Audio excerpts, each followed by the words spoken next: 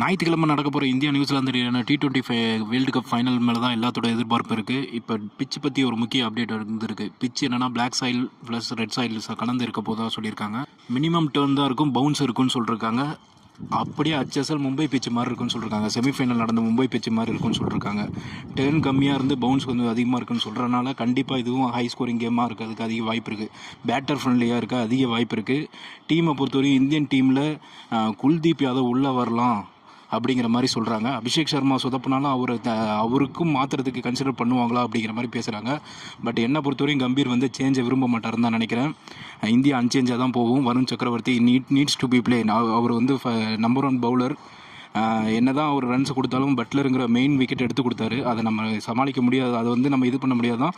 பட்டு அன்சேஞ்சாக போகிறது தான் கம்பீரோட முடிவாகவும் சூரியகுமார் முடிவாகவும் இருக்குன்னு நினைக்கிறேன். பட் எனிவே சேஞ்ச் இருந்ததுன்னா குல்தீப் யாதவ் உள்ளே வரதுக்கு வாய்ப்பு இருக்குது.